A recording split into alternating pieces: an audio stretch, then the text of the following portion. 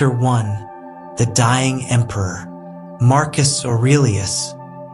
He was the most powerful man in the world, and yet, when this story begins, he was dying.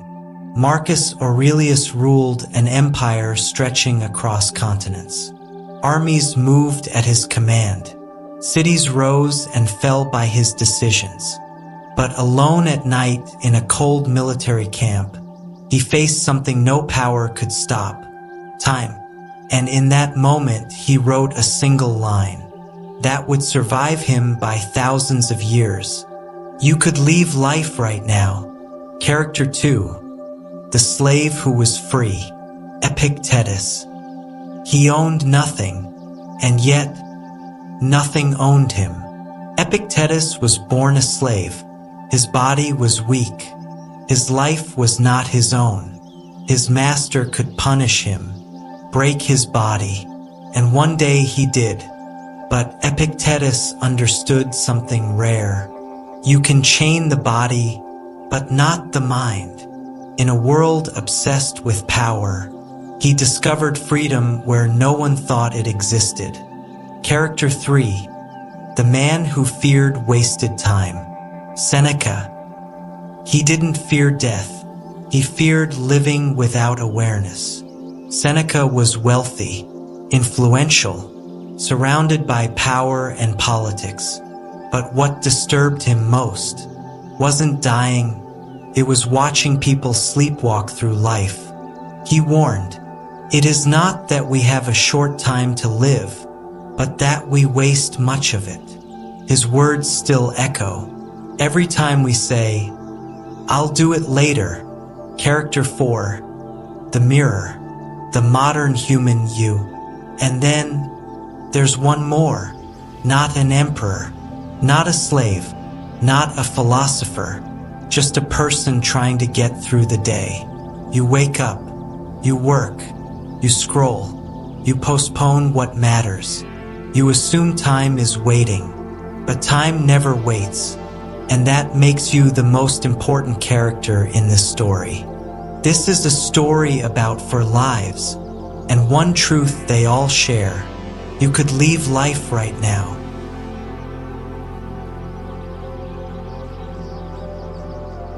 You could leave life right now. Let that determine what you do, say, and think. Marcus Aurelius. You've probably heard these words before, but have you ever truly felt them? Imagine, you wake up, open your eyes, and that's the last time you ever do. Would you be proud of how you lived yesterday? Or would regret crawl into your coffin before you even get there? This is not just a Stoic quote. This is a doorway into an ancient truth, a truth that can change how you live, love, forgive, and find peace. Let me take you on a journey, not into death, but into life seen through the eyes of a dying emperor. The year is 180 AD. Marcus Aurelius, the most powerful man in the Roman world, lies sick in his military camp. Plague has swept through his army. His skin is pale, his breath shallow. His generals are panicking, but Marcus, he picks up a wax tablet and begins to write, "Soon you will be dead." But this is not tragic. This is nature. Most kings fear death. Marcus studied it. Why? Because he understood something most people today still don't. Death isn't the opposite of life. Wasting time is. Even as fever burned in his chest, Marcus reminded himself, you could leave life right now. Let that determine what you do, say, and think. He was writing not for others, but for himself. And for us, don't act as if you were going to live 10,000 years.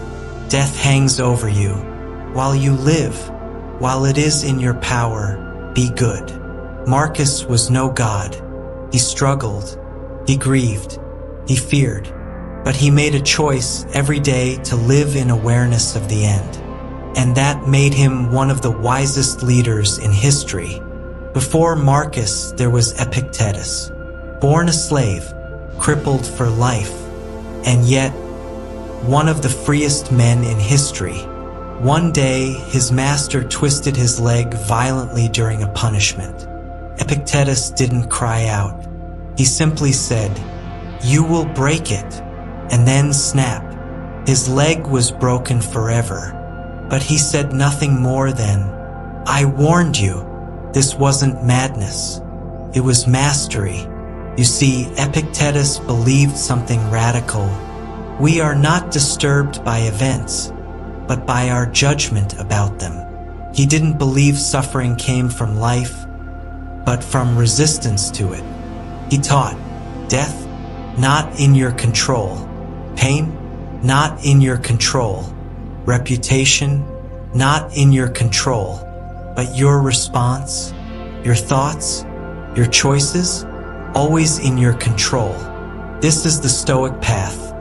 Control what you can, accept what you can't, and remember that you may die at any moment. Because when you do, you finally learn how to live. Let me tell you a modern story. Tom was 42, married, 2 kids, startup founder. One day after a board meeting, he collapsed. Heart attack, dead before the ambulance arrived. People posted tributes, photos, quotes. But here's the thing. 2 weeks before, he missed his daughter's recital. 3 days before, he had screamed at his wife over a billing error. He had time, but he didn't feel like he did.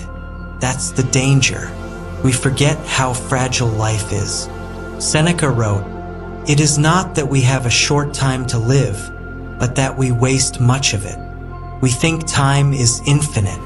We push off apologies, delay dreams, scroll away hours, until one day, time pushes us off.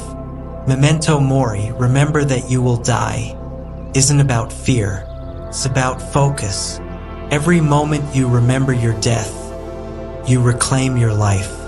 In today's world, death is hidden. Hospitals keep it sterile.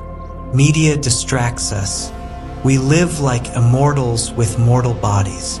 We fear wrinkles. We fear silence. We fear being forgotten. So we chase numbers, followers, stuff. But the Stoics knew to be everywhere is to be nowhere.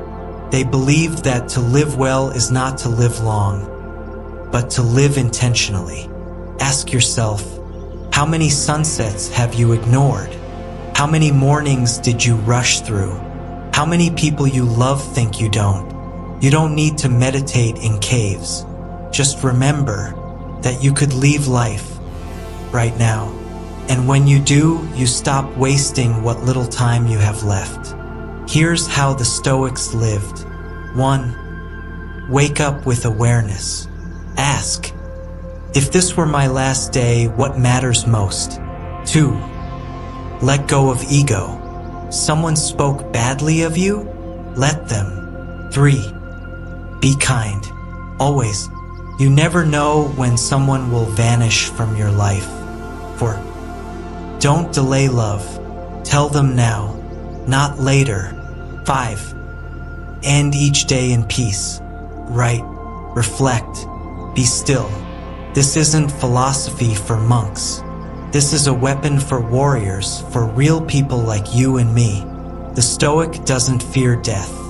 The Stoic uses it to become more alive.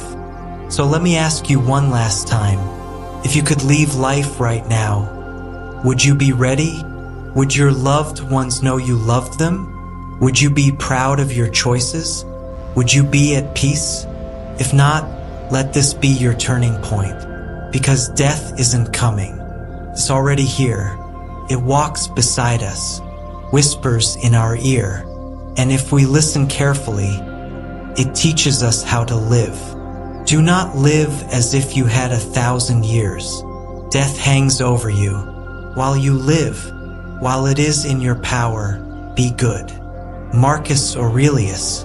If this spoke to your soul, subscribe to Stoicentra. and go call someone you love, because you could leave life right now. So live like it matters,